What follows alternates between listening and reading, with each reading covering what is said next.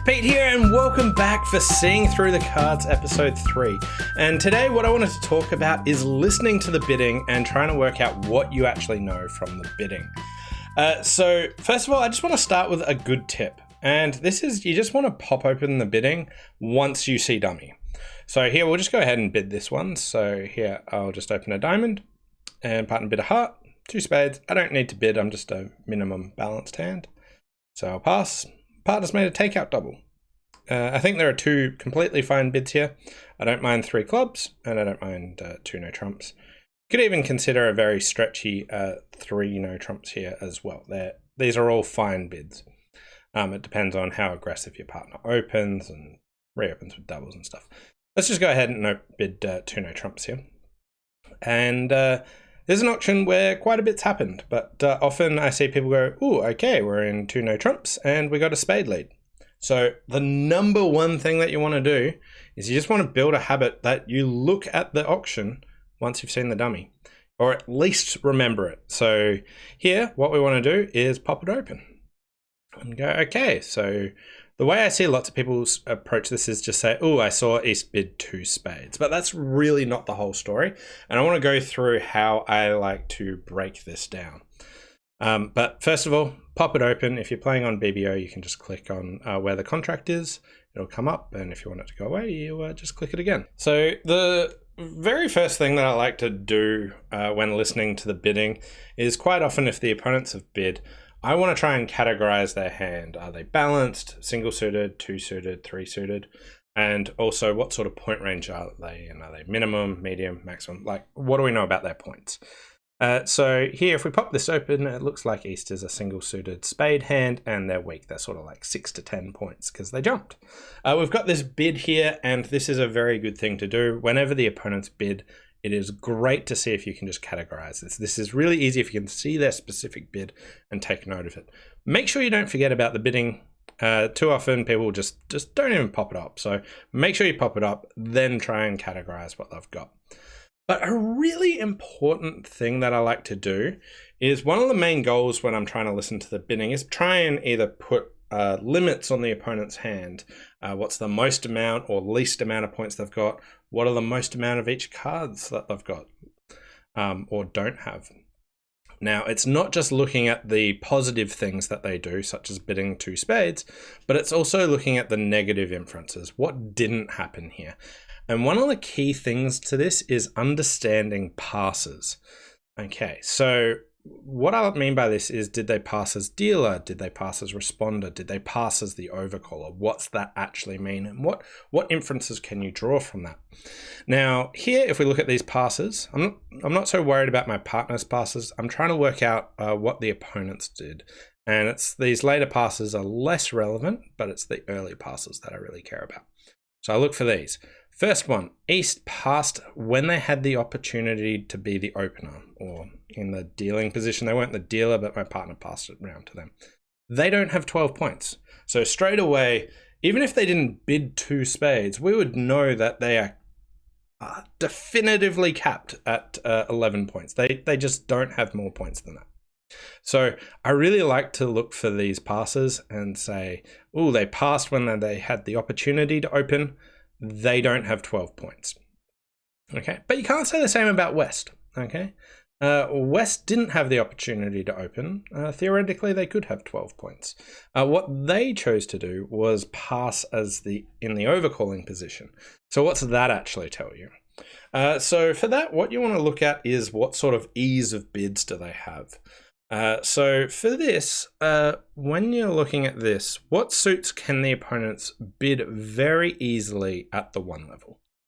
Now here, they can very easily overcall 1 spade. They can very easily overcall 1 heart. They can't so easily overcall clubs because that's at the 2 level. So the barrier of entry for bidding clubs is a lot higher here. So here on this hand, we can exclude lots of things that they could have just because of what happened later and what we see in the dummy.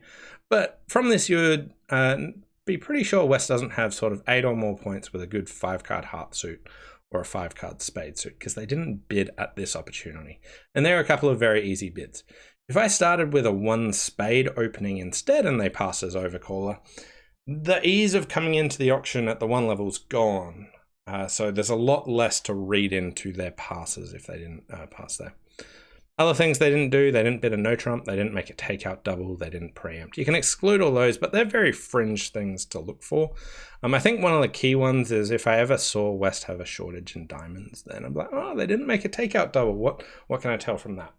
But the main thing of if someone passes as the overcall, it's not that you can cap them at 12 points, because they can have like 13, 14 points balance, but no diamond stopper. So we can't put a hard cap on their points, but you do know that they didn't overcall. This pass here, very definitive they don't have 12 points. So keep an eye out for when people don't open the bidding. That's very distinctive to when they didn't overcall. Overcalling is a bit more gray. Not opening, very hard and fast. Make a mental note of those. Other things that are very, very good to notice is when they don't respond. So if it went a diamond and my partner passed again, that pass would say they're 0 to 5 points. So that is a very narrow cap that they're putting on that. So if you ever see responder pass, again, you can put that cap on, and it's not as stringent if there was an overcall immediately, but it's still pretty good. So just in recapping, I really look for like the first opportunities people did they pass? What's that pass actually tell me? Which position were they in when they passed? Keep an eye out for that. They can help you locate high card points pretty easily if you do that. The other thing that I like to look for is when the opponents are doing bidding, what did they actually choose? And what I mean by this is I really look for what they didn't do. Did they not support? Did they not bid a new suit? Did they not bid no trumps? What does that actually tell you? It's very easy to look at a bid and say, okay, this is what it means, but you have to look at their opportunities there. So here, if my partner didn't bid 1 heart, but bid 1 spade again, you'd say, well, they probably don't have hearts unless they've got 5 spades and 4 hearts. Or if they bypass and bid a no trump, then I'd say they don't have a 4-card major. So I really like to look for what they didn't do in those opportunities. For instance, the opponents might look at my pass here and go, oh, well, my partner didn't support hearts. So what's this? I have never supported hearts here. They know I don't have 4 hearts. These are the things that you look for. So you want to look at your opponent's opportunities for what they actually did, and what's that actually include or exclude from their things.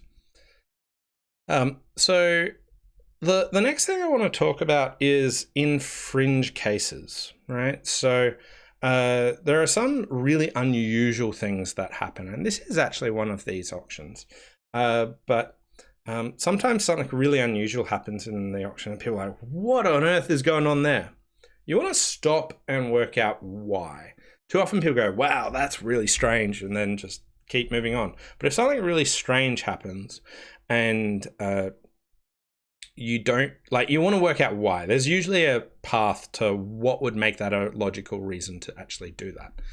And here, often I'd see people go, ooh, East is a weak hand with 6 spades, they've preempted, but they didn't do it the first time. So if someone ever passes and then preempts, what's that actually tell you? So there's a fair few reasons why you might actually pass and then preempt. And I want to go through a few different fringe cases so that when you see them come up, you can really hone in for what possibilities are going on here. So the 3 main reasons I see people pass and then preempt the second time. The first one, is probably the most common, is you just don't have good enough suit quality. So I think this is probably the one that's going on this one. So if I just pop the bidding down, is if someone's suit quality in the suit isn't good enough, sometimes they pass and just do it the second time. I'm not a big fan of doing it. If you're not vulnerable, I tend just to preempt immediately anyway. But here, if East only has like Queen 10 to 6 spades, they might be like, oh, my spade suit's not good enough to preempt the first time. So that's one possibility. The other possibility, which I also don't particularly like, but can happen, is some people believe there's a point range that's between preempting and opening. Now, I don't think that. I think you should, if you're up around 10 points, you should either be preempting or you should be opening. But some people are, oh, I'm too good to preempt, but I don't feel comfortable opening. And they tend to pass the first time, see what's happening, and then bid again later. Now, so one option is they could be like spot on 10 points, didn't feel comfortable going either way and decided to do it the second time. The third option that I think is also very common is that the opponents have a side 4-card major. So if East had 6 spades and 4 hearts, they might not want to preempt the first time because of that 4-card major. They pass, they find out, oh, we're not missing a heart fit, and then they preempt the next time. So I would be guessing between one of those 3 options for what's actually going on here. So let's take a look at what it actually is. Okay, so on this one, if you look at this, they've got 7 spades, not just 6. But the main thing here is they probably didn't think their suit quality was too good. But we could narrow it down to one of those 3. Now, the fact that I had a ace, king, jack of spades, to me that seemed pretty likely that that was the reason to start with. But often you might say, oh, well, I actually think their suit quality is good enough. So what else could it be? So again, those 3 reasons that I think I usually choose between is their suit quality is not good enough, or they're in that sort of awkward in-between range. I don't like that one at all, by the way. And the third one is they've got a side 4-card major, and that might be limiting them. Some other ways that you've got some fringe cases that come up is sometimes you find out someone made a 4-card overcall. So what's going on when someone just overcalls a 4-card suit? All overcalls usually show 5 cards. There are some very fringe cases where people do it with 4. Now, what they're usually trying to do is they've got a decent hand, usually sort of 13 to sort of 15 points. They feel really compelled to bid. But importantly, they don't have a takeout double available. So they've usually got a shortage in probably an unbid major, but they've usually got a shortage somewhere. They weren't good enough to overcall a no trump, so they're either too weak or don't have a stopper. And they don't have a 5-card suit. Now, all this adds up to is they have length in the suit you opened. So if someone ever made a 4-card overcall, it is nearly impossible for them to have a shortage in your suit. And you can just take that to the bank, and that might help you in the play or defense there. Another one that I really like to look at is, did people make a lead directing double or lack thereof? So often, if you're making artificial bids, you're giving the opponents the opportunity to make a lead directing double. A very common spot for this is when you're investigating slam, you bid either Q bidding or you use Blackwood and there's a response. I actually use my partner's lack of lead directing double really to help guide me. So if I'm tossing up between 2 suits and in one of them my partner had an opportunity to make a lead directing double and the other they didn't, I will go for the one that they didn't have a chance to make a lead directing double of, because if they had a chance and didn't do it, I'm not likely to find that really fantastic lead there. Another unusual one is when someone passes and then tries to show a strong hand later. So maybe as overcaller, they pass, their partner bids, and then they just jump to 3 no trumps. And you're like, well, how could they have that many points when they're a passed hand? Usually that is a very strong indication of they were trying to penalize you in the spot you were actually in. So that is a big warning sign that your suit is not going to be in a friendly spot. So there are a few fringe cases that I like to look at and think about what's actually going on there. So what if someone passes then preempts? What if someone passes and then shows strength? What if there's a 4-card overcall? What if there's an opportunity for a lead directing double and they didn't make it? What's that tell you? These are some common ones. There are more than that, but these are ones that you want to add into your repertoire and think, well, what are the conditions to actually make this happen? So that I think is really important. So another thing that I want to touch on is often you can actually infer a lot more into people's minor suit openings than you think, because minor suit opening is very broad to start off with. But as people do or don't do things, you can actually improve that knowledge about what length they are. So often minor suit openings can be 3 cards, and you can usually upgrade that into 4 cards relatively easily.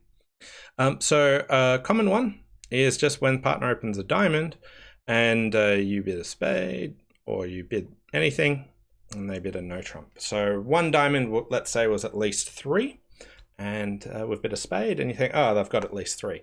can they still have 3? Has the subsequent auction changed that? Now, they haven't bid diamonds again, but what you want to think of is, well, when does someone open 1 diamond with just 3?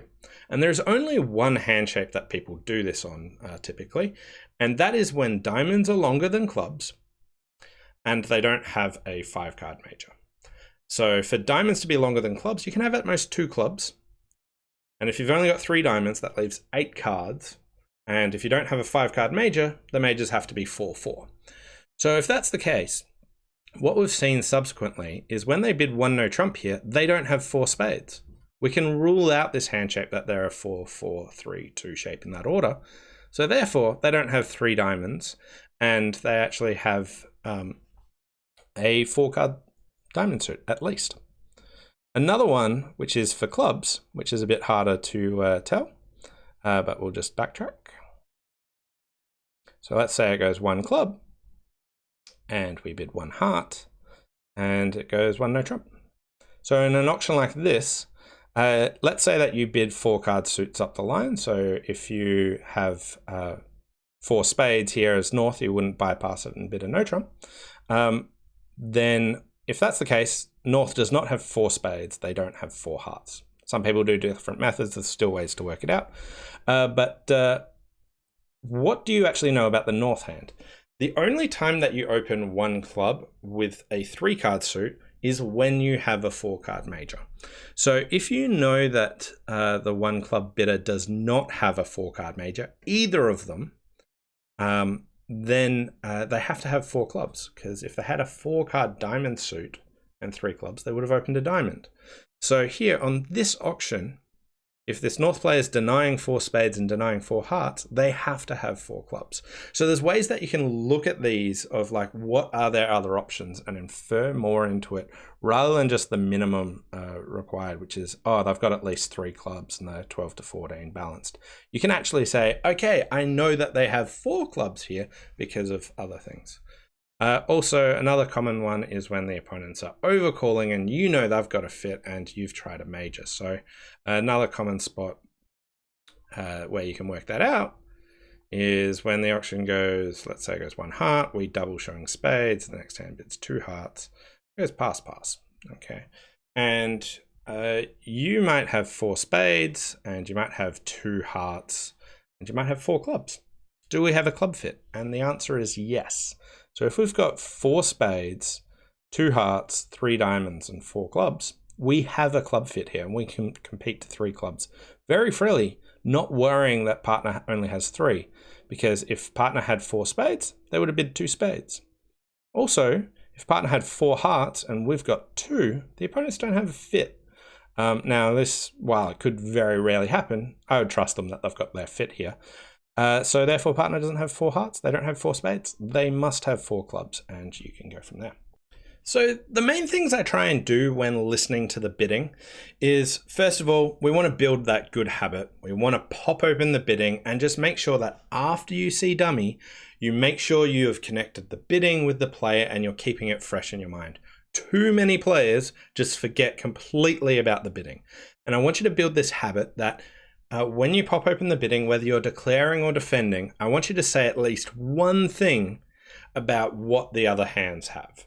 Okay, and this might just be they passed as dealer, they don't have an opening strength hand, or they passed and didn't overcall, or just like something that they didn't do. I want you to name one thing, build this habit, and if you always look, you'll find more information about what they did or didn't do. So I want you to pop open the bidding, take a look at it. The next thing is the simplest thing that you can do is when they've actively done something. Have they bid something? I want you to say what you know about their shape or their point range. Are they minimum, maximum, etc.? Are they a balanced hand? What's that actually tell you? The other thing that we covered here today was understanding passes. What does the pass mean? And the passes aren't the same. Which situation were they in when they passed? Did they pass when they had the opportunity to open or respond or to overcall? And what's that actually tell you that they don't have? And can you narrow their range? All of this is about trying to narrow the range of hands that they can have, whether they're points or their length. The other thing that I like to touch on is the ease of bids that they can make. Did they have an easy overcall at the 1 level? Whereas overcalling at the 2 level, if they didn't do that, that doesn't tell you as much. Did they not support their partner? Great, they don't have a fit for the minimum range. So if there was just a response, an opener didn't support, they don't have 4. We can lock that in. We know that sort of information. The other thing I touched on is a few fringe cases. And you want to build these up that when you see something really unusual happen in the bidding, jot that down and then you think about, well, what would make me want to do that? What can we actually do that? Like, why did the opponents choose 5 of a minor instead of 3 no trumps? Why did they do something else? Like, these unusual situations come up and you want to try and answer why. The ones I talked about is, why did they pass and then preempt? Why would they make a 4 card overcall? Why would they pass and then show a lot of strength? What's that tell you? Why didn't they make a lead directing double? Or did they make a lead directing double? What's that tell you? And I also touched on improving your knowledge of when a bid actually refines itself later in the auction. So often there's like this minimum amount that they could have, and then that jumps up. So they've just opened a club, but sometimes you can tell that they've got 4. It's a lot easier with a diamond. Or if someone's now said that they're not a balanced hand and that they've an unbalanced hand, what's that tell you about their actual length of suits there? And all of this comes together because of our ultimate goal. We want to guess their shape. We want to guess their high card points based on not just what they did in the bidding, but what also they didn't do in the bidding. And that's really key there. So this is how I try and see through the cards by listening to the bidding. Hope this helps and look forward to seeing you next time.